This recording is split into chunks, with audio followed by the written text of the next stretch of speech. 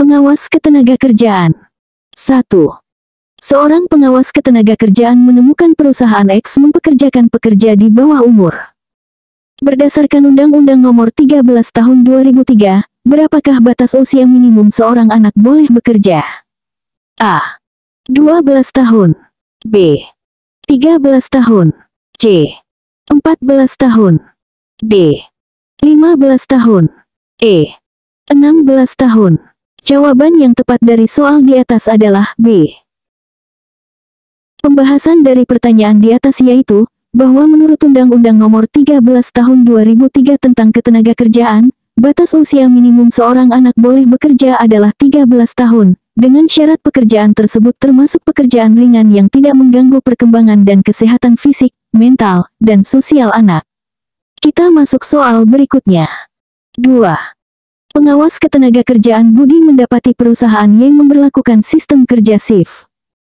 Berapa jam maksimal waktu kerja yang diperbolehkan dalam 1 minggu menurut Peraturan Ketenagakerjaan di Indonesia? A. 35 jam. B. 40 jam. C. 45 jam. D.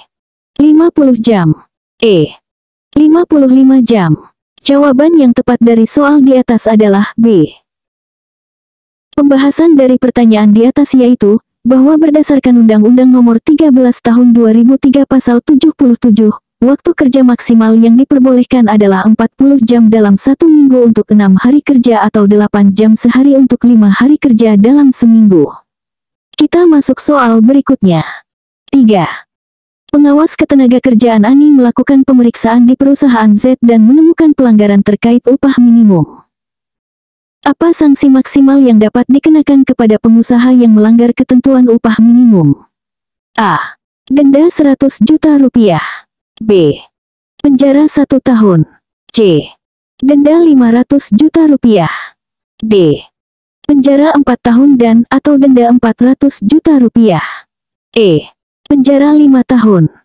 Jawaban yang tepat dari soal di atas adalah D. Pembahasan dari pertanyaan di atas yaitu, bahwa berdasarkan Undang-Undang Nomor 11 Tahun 2020 tentang Cipta Kerja, sanksi maksimal bagi pengusaha yang melanggar ketentuan upah minimum adalah pidana penjara paling lama 4 tahun dan atau denda paling banyak 400 juta rupiah.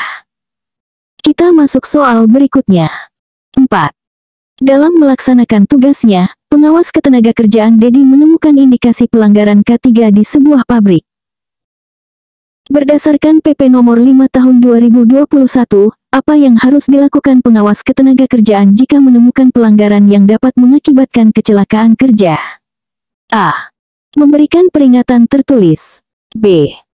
Menghentikan sementara pekerjaan sebagian atau seluruhnya. C. Mencabut izin usaha perusahaan. D. Memberikan sanksi administratif. E. Melaporkan ke polisi. Jawaban yang tepat dari soal di atas adalah B. Pembahasan dari pertanyaan di atas yaitu, bahwa berdasarkan PP Nomor 5 Tahun 2021 tentang penyelenggaraan perizinan berusaha berbasis risiko, pengawas Ketenagakerjaan berwenang menghentikan sementara pekerjaan sebagian atau seluruhnya jika menemukan pelanggaran yang dapat mengakibatkan kecelakaan kerja. Kita masuk soal berikutnya. 5. Pengawas Ketenagakerjaan Eka melakukan pemeriksaan di perusahaan manufaktur dan menemukan pekerja perempuan yang sedang hamil bekerja pada shift malam. Menurut Undang-Undang Nomor 13 Tahun 2003, apa yang seharusnya dilakukan perusahaan terkait pekerja perempuan hamil? A. Memindahkan ke shift pagi tanpa mengurangi hak-haknya. B. Memberikan cuti berbayar selama masa kehamilan. C. Memberhentikan sementara dengan kompensasi 50% upah. D. Mewajibkan bekerja dari rumah selama masa kehamilan. E. Memberikan tambahan upah 25% untuk shift malam. Jawaban yang tepat dari soal di atas adalah A. Pembahasan dari pertanyaan di atas yaitu, bahwa Undang-Undang Nomor 13 Tahun 2003 Pasal 76 ayat atau 2 menyatakan bahwa pengusaha dilarang mempekerjakan pekerja buruh perempuan hamil yang menurut keterangan dokter berbahaya bagi kesehatan dan keselamatan kandungannya maupun dirinya apabila bekerja antara pukul 23 sampai dengan pukul 7. Perusahaan seharusnya memindahkan pekerja tersebut ke shift pagi tanpa mengurangi hak-haknya. Kita masuk soal berikutnya. 6. Pengawas Ketenagakerjaan Fani menemukan kasus pemutusan hubungan kerja atau PHK sepihak di perusahaan W. Berdasarkan Undang-Undang Cipta Kerja, apa yang menjadi dasar PHK yang sah? A. Efisiensi perusahaan. B. Permintaan pekerja. C. Berakhirnya kontrak kerja. D. Perusahaan tutup karena mengalami kerugian. E. Semua jawaban benar kecuali B. Jawaban yang tepat dari soal di atas adalah E. Pembahasan dari pertanyaan di atas yaitu, bahwa Undang-Undang Nomor 11 Tahun 2020 atau UU Cipta Kerja menyebutkan beberapa alasan sah untuk PHK, termasuk efisiensi, berakhirnya kontrak kerja, dan perusahaan tutup karena kerugian. Permintaan pekerja bukan termasuk alasan PHK yang disebutkan dalam undang-undang tersebut. Kita masuk soal berikutnya. 7. Saat melakukan inspeksi, pengawas ketenagakerjaan Gina menemukan pekerja asing tanpa izin kerja di perusahaan V.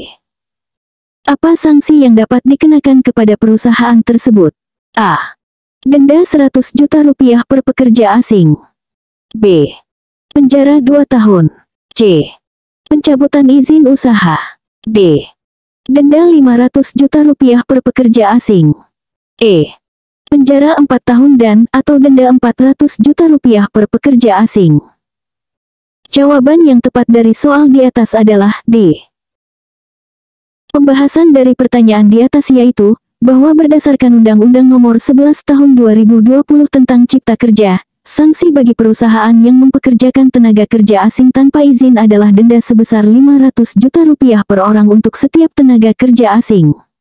Kita masuk soal berikutnya. 8. Pengawas Ketenagakerjaan Hadi mendapati perusahaan U tidak memiliki Panitia Pembina Keselamatan dan Kesehatan Kerja atau P2K3. Berapa jumlah minimal pekerja yang mewajibkan perusahaan membentuk P2K3? A. 50 orang. B. 75 orang. C. 100 orang. D. 150 orang. E. 200 orang. Jawaban yang tepat dari soal di atas adalah C. Pembahasan dari pertanyaan di atas yaitu, bahwa berdasarkan Permenaker Nomor 4 Tahun 1987, perusahaan yang mempekerjakan 100 orang atau lebih, atau perusahaan yang mempunyai potensi bahaya yang dapat mengakibatkan kecelakaan kerja seperti peledakan, kebakaran, pencemaran, dan penyakit akibat kerja wajib membentuk P2K3. Kita masuk soal berikutnya. 9. Pengawas Ketenagakerjaan Indah menemukan kasus diskriminasi upah antara pekerja laki-laki dan perempuan di perusahaan T. Berdasarkan Konvensi ILO Nomor 100 yang telah diratifikasi Indonesia, apa prinsip yang harus diterapkan? A. Upah yang lebih tinggi untuk pekerja laki-laki. B. Upah yang sama untuk pekerjaan yang sama nilainya. C. Upah berdasarkan masa kerja. D. Upah berdasarkan tingkat pendidikan. E. Upah berdasarkan status perkawinan. Jawaban yang tepat dari soal di atas adalah B. Pembahasan dari pertanyaan di atas yaitu, bahwa Konvensi ILO Nomor 100 tentang kesetaraan upah, yang telah diratifikasi Indonesia, menetapkan prinsip upah yang sama untuk pekerjaan yang sama nilainya tanpa diskriminasi berdasarkan jenis kelamin. Kita masuk soal berikutnya. 10. Pengawas Ketenagakerjaan Joko menemukan perusahaan S tidak membayarkan upah lembur kepada pekerjanya. Berdasarkan Kepmenaker Trans Nomor 102 MENVI 2004, berapa besaran upah lembur untuk jam pertama kerja lembur? A. 1 kali upah sejam. B. 1,5 kali upah sejam. C. 2 kali upah sejam. D. 2,5 kali upah sejam. E. 3 kali upah sejam. Jawaban yang tepat dari soal di atas adalah B. Pembahasan dari pertanyaan di atas yaitu, bahwa menurut Kepmenaker Trans Nomor 102 MENVI 2004, besaran upah lembur untuk jam pertama kerja lembur adalah 1,5 kali upah sejam. Untuk setiap jam berikutnya dibayar 2 kali upah sejam. Kita masuk soal berikutnya.